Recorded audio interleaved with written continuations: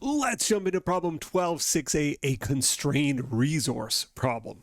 A very nice problem to have. Your customers have more demand than you have supply, and so it says, well, constrained resource says, well, let's narrow our focus to whatever resource is being constrained here. In this question, it's time, but we're saying not necessarily what product is most profitable for us, but what product uses our constrained resource most efficiently. That is the question we seek to answer here. Here we go. Anthony Bertuzzi is a very busy man. He runs an event planning business that organizes weddings, birthday parties, and corporate events. Anthony's business is so busy that he has recently started turning away customers. Anthony tried to bring in a partner, but customers wanted Anthony's magic touch. Anthony enjoys all three types of events, weddings, birthday parties, and corporate events, equally, and would like your help in determining which events he should prioritize. Although all events are different, he has laid out the following information about a typical event of each type.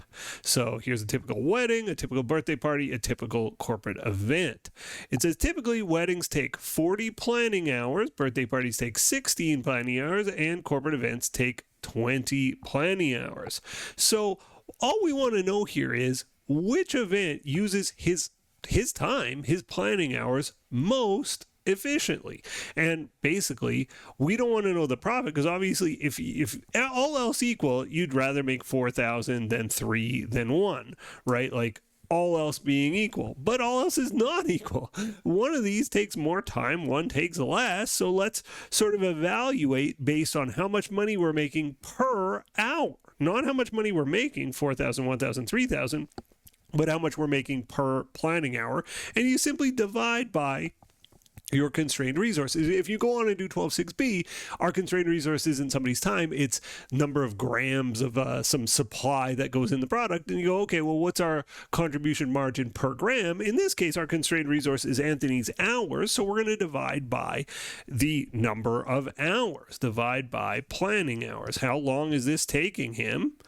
And if he enjoys them all equally, as he's saying, he should be prioritizing one over the other. So let's divide by the hours. So divide it by 40 hours for weddings, divide by 16 hours for parties, and divide by 20 hours for corporate events. And the picture becomes clear here.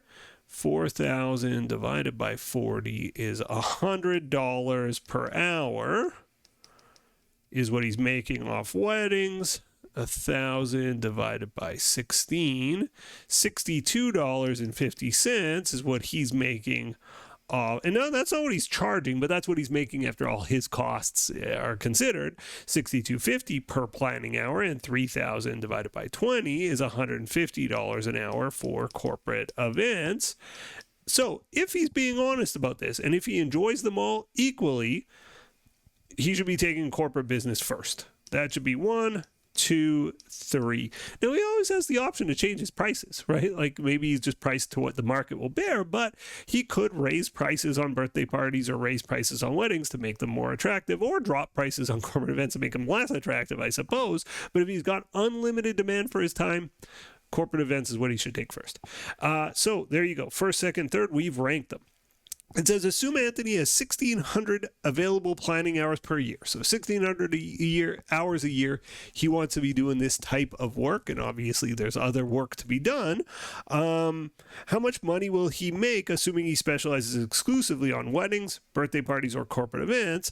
Well, let's figure out, if he has 1,600 hours and if he only did weddings, how many weddings could he do? Well, the math is pretty straightforward. You say he's got 1,600 hours.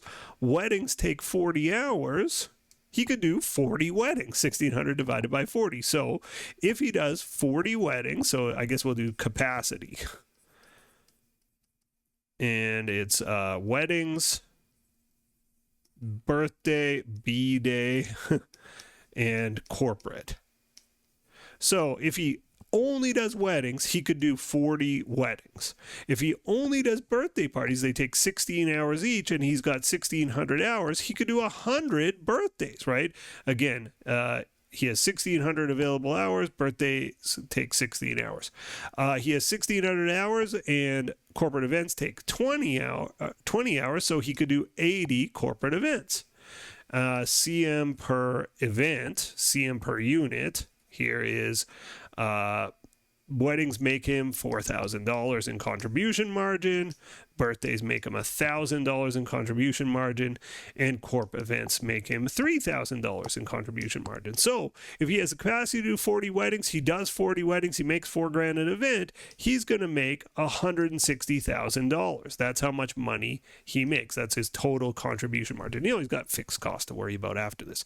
If he only does birthdays, he makes $100,000 in contribution margin, and if he does corporate events, he makes $240,000 in contribution margin. So this is a different way of answering the same question. Sometimes we work through the first part and students aren't quite clear on like $150 an hour. Why are corporate events better? Well, this way is another way of looking at it, which is if he has a limited amount of time, 1,600 hours, and unlimited demand, if he used all of his time for corporate events, he'd make $240. If he used all his time for weddings, he'd make $160. If he used all his time for birthdays, he'd make $100. Clearly, corporate events are the ones making him more money.